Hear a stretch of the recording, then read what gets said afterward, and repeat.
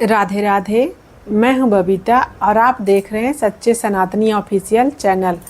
तो बहुत बहुत स्वागत है आप सबको मेरे इस नए वीडियो एपिसोड में।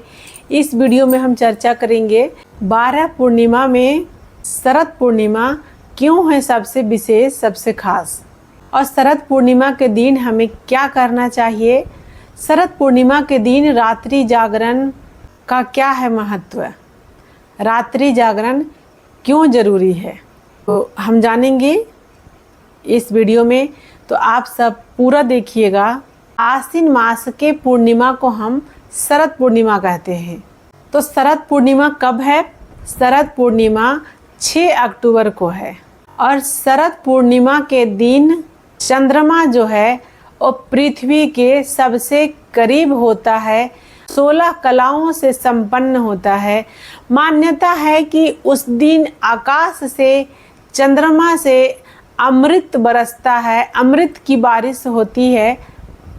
तो हम खीर बना करके अपने छत पे चलनी से ढक के उसको रखते हैं और रात भर रखने के बाद में सुबह उसको प्रसाद के रूप में ग्रहण करते हैं, खाते हैं और अपने परिवारजनों को खिलाते हैं।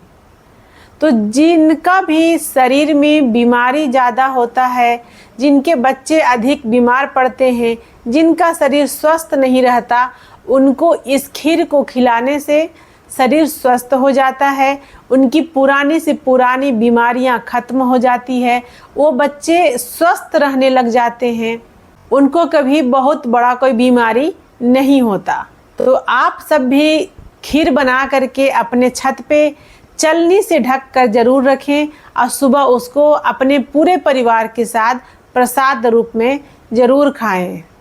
दूसरी मान्यता यह है कि शरद पूर्णिमा के दिन ही माँ लक्ष्मी का प्राकट्य हुआ था। तो माँ लक्ष्मी पृथ्वी पे शरद पूर्णिमा के रात्रि में भ्रमण करती हैं और वो देखती हैं कि कौन कौन पृथ्वीवासी मेरे आने का खुशी मना रहा है, मेरे आने का इंतज़ार कर रहा है, कौन कौन मेरे स्वागत में लगा हुआ है। और वो पृथ्वी पे भ्रमण करती हैं और अपने भक्तों को पहचानती हैं। तो इसलिए हमें शरद पूर्णिमा की रात्रि पे जागरण करना चाहिए। अपने घर में गाय के घी का दीपक अवश्य जलाना चाहिए, क्योंकि गाय के घी का दीपक माँ लक्ष्मी को बहुत ही अधिक प्रिय है, पसंद है। जिस घर में गाय के घी का दीपक जलता है वहाँ माँ लक्ष्मी खींचे चली आती हैं।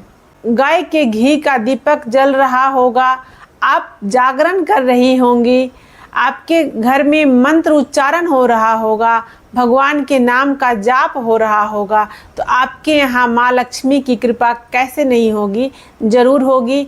और माँ लक्ष्मी जिसके ऊपर कृपा करती हैं तो अभी के समय में उसके यहाँ सर्व सुख का आगमन हो जाता है, सारे दुख कष्ट संकट सब खत्म हो जाता है अगर माँ लक्ष्मी का कृपा हो जाता है तब। तो इसलिए हमें रात्रि में जागरण करना चाहिए। और जितने भी वृंदावन के उपासक हैं, युगल सरकार के उपासक हैं, राधे कृष्ण के भक्त हैं, सबको तो मालूम ही होगा कि शरद पूर्णिमा की रात्रि में ही ठाकुर जी वृंदावन के निधि वन में महारास किए थे। उस दिन प्रभु रात भर सोए नहीं थे। श्री जी श्रीमती राधा रानी जी नहीं सोई थी। वृंदावन की सारी गोपियां रास कर रही थी, यहाँ तक कि 33 कोटि देवी देवता उस महारास में शामिल थे। भोलेनाथ भी जहाँ गोपी बनके पहुँचे हुए थे और गोपी बनके नृत्य कर रहे थे, भोलेनाथ भी नहीं सोए थे। तो हम भक्त जन, वैष्णव जन, रसिक जन, संत जन कैसे सो सकते हैं? भला प्रभु ना सोएं तो उनके भक्त कैसे सो सकते हैं?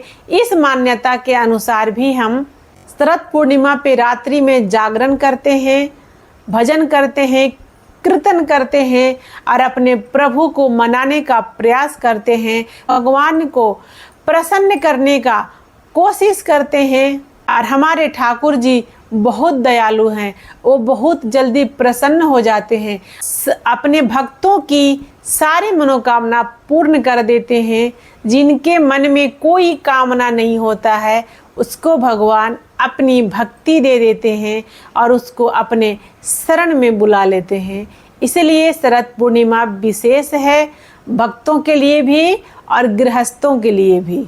जिनको भक्ति चाहिए वो उस भाव से जागरण करें, जिनको लक्ष्मी चाहिए वो लक्ष्मी जी के आगमन करें और जागरण करें। दोनों ही रूपों में शरद पूर्णिमा की रात्रि पे जागरण अनिवार्य है। तो आप सभी सनातनियों से हाथ जोड़ कर के प्रार्थना कि आप सब भी शरद पूर्णिमा के दिन ये 3 कार्य जरूर करें, जिससे आपके ऊपर भी भगवान का कृपा अवश्य ही बनी रहे। मिलते हैं फिर अगली वीडियो में। जय श्री राधे राधे राधे। वीडियो अच्छा लगे तो लाइक ज़रूर कीजिएगा, बाकी आपकी इच्छा।